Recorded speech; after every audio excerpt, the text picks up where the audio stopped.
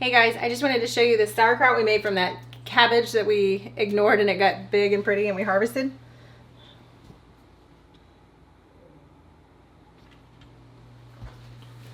So I've been asked a few times how we make this, and it's probably about the easiest thing you'll ever do. I was terrified of fermenting for a while just because I didn't know what I was doing.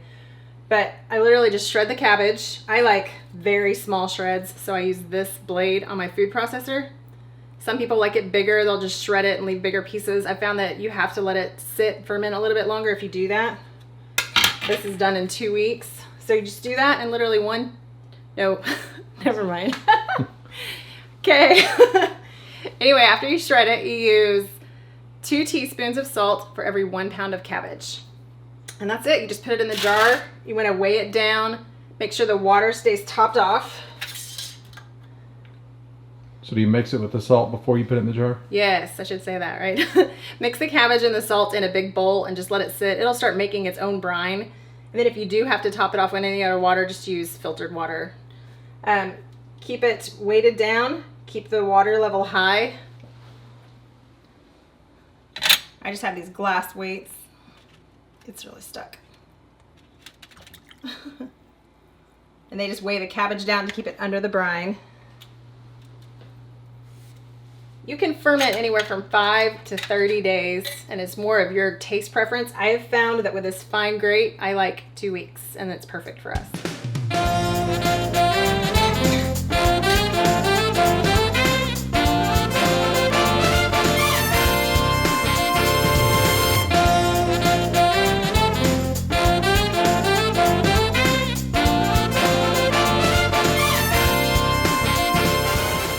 Today's video is sponsored by Irony Incorporated, the people that bring you open borders and closed schools. Hey everybody, welcome back. Sun is shining, it's a gorgeous day. We finally got our soil test results back. So it's finally time to start planting these plants out in the garden.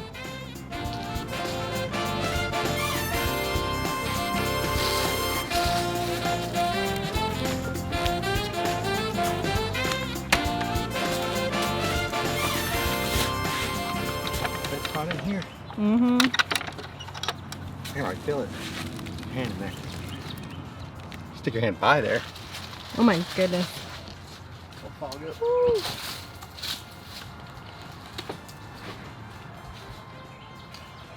It fell right up. Yeah, we're gonna have to open this up. It's a little hot. So like Angela said, we got our soil testing back, and we'll spend just a second talking about how the results affect what we're doing today. I'm not going to get too bogged down in all the details. I know it's not very exciting for most people, but just to show why we're doing or adding what we're adding today. So we'll compare to last year. Last year's results, and hopefully you'll be able to see this and it'll focus. Our pH was 7.7. We were low on nitrogen and potassium. We're high on phosphorus. Organic matter was 25%. So hopefully you can see that. This year you can see that our pH has dropped to 7.3. The nitrogen has gone up quite a bit, and the potassium still low. Plenty of nitrogen. In fact, we could stand for it to go down just a little bit. Organic matter dropped a little bit to 16%, which is still really good. Even some considered high. So the soil testing was done by Oklahoma State University. We go through our county extension office. They analyze it and then write a suggestion on what you need to add. Last year we needed to add nitrogen and potassium. So they had over here suggested amounts per 1,000 square feet. This year it's just potassium. 0060, which for us, hopefully again this is focusing for you, we use potassium sulfate. There's a lot of different ways to add potassium. For us, that's the best method because not only are we deficient on potassium, but we also need to bring the pH down some. So the potassium sulfate has a little bit of sulfur in it, which you can use to drop your pH. Potassium sulfate on its own is not enough to drop the pH dramatically, but out of all the options to use, it gives us a couple benefits. This year, to accelerate the pH lowering, we'll be adding sulfur also, soil sulfur. We want to get that pH down to about 6.8 kind of as soon as possible. We went from 7.7 to 7.3. Our phosphorus parts per million, however, went up the opposite of the direction we want. But overall, everything's getting into a better state. So all we can do to help bring that phosphorus down really is not add more organic fertilizers, things like that, that bring in that phosphorus.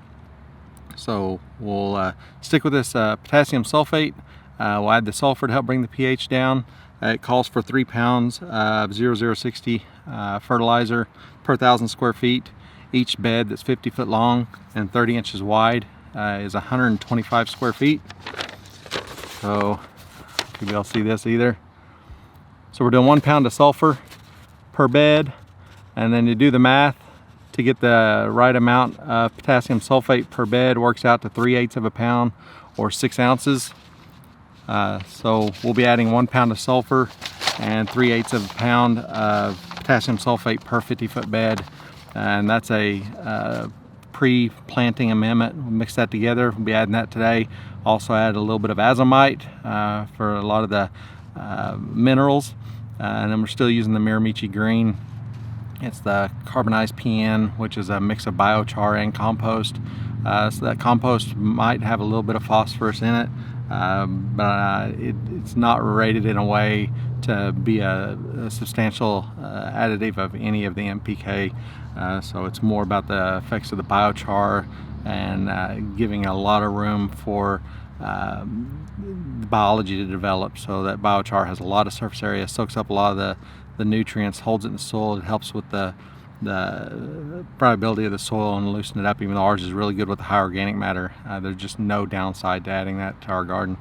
So today we'll be adding the sulfur, azomite, potassium sulfate, and Miramichi green. We will not be adding feather meal this year in our basic bed flip mix because our nitrogen is actually a little higher than it even has to be.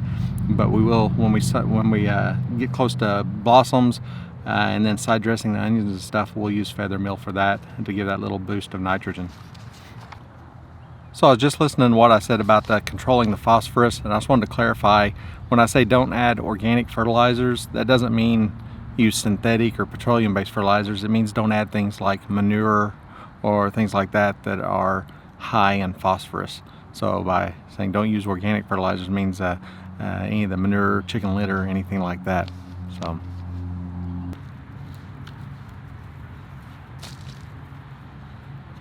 when we first cleaned out this bed, we just cut the kale off and didn't pull out the big root ball.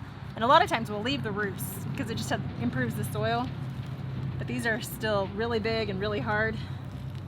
And they're not going to allow us to work the soil like we need to. So I'm just going through and pulling these out really quick.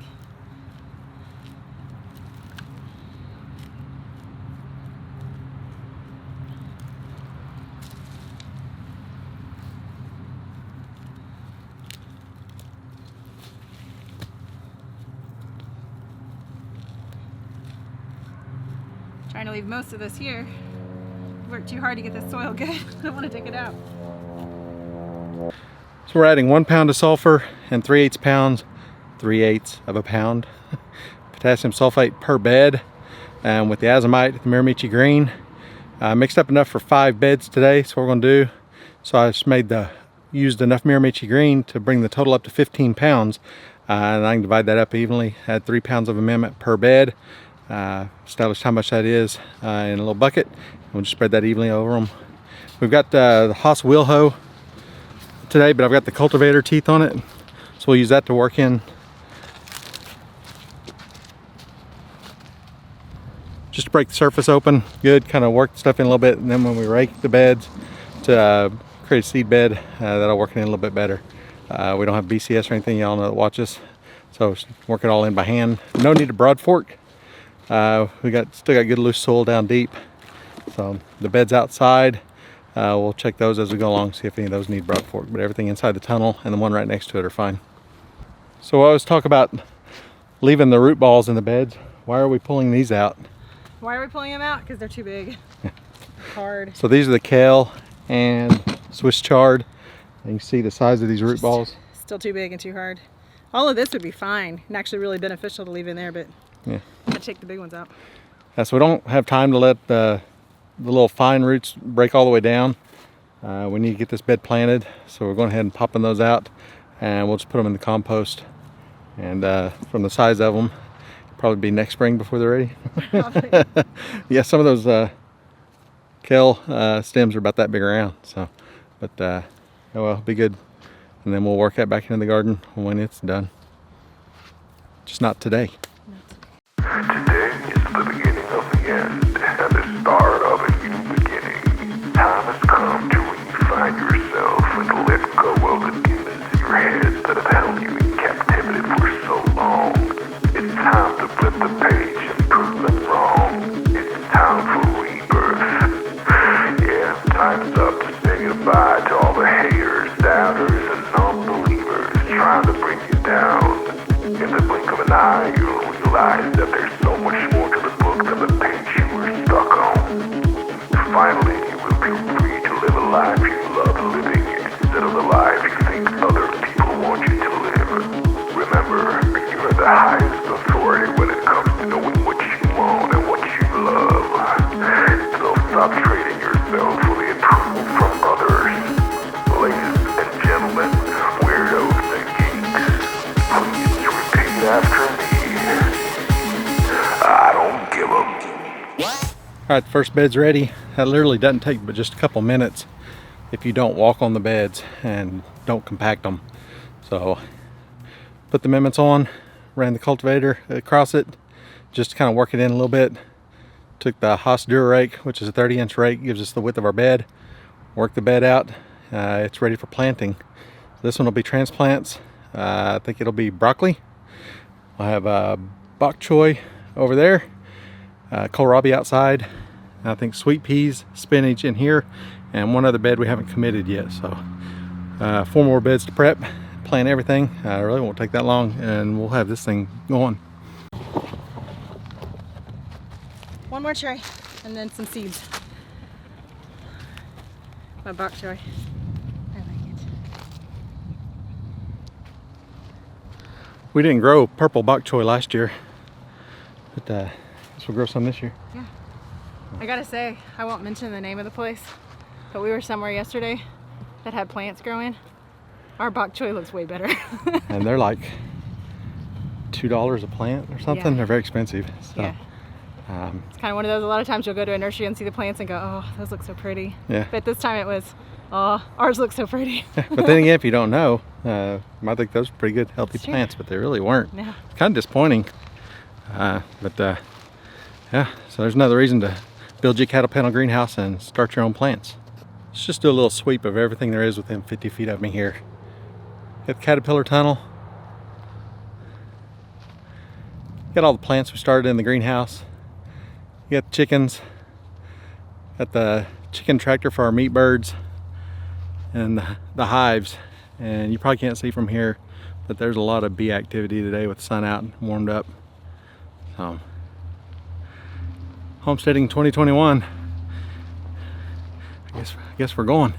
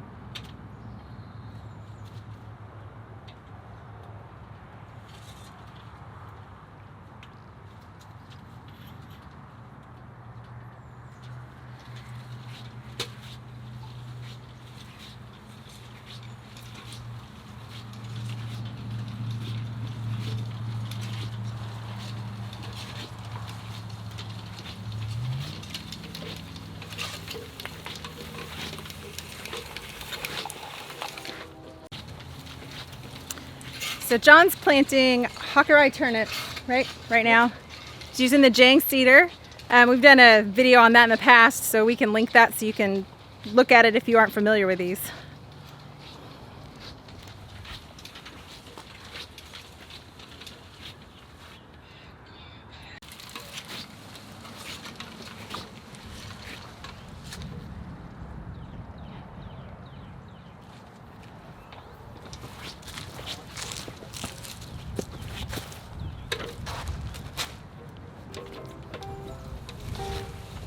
Yeah.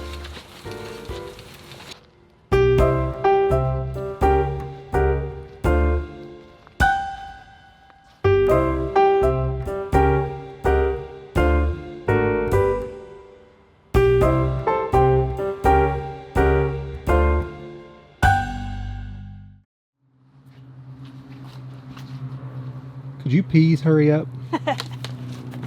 Yeah.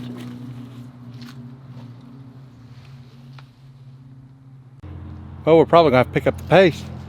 We've got Hockereye turnips in this bed. Did 5 rows.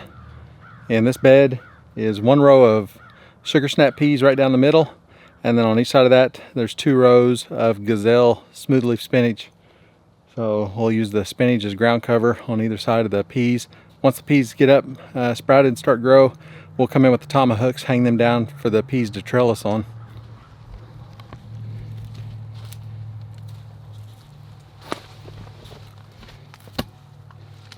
What are you planting?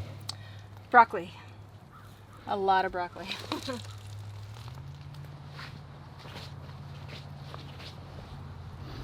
So I have to finish stretching these out for the whole bed. There'll be broccoli, 2 rows every 18 inches.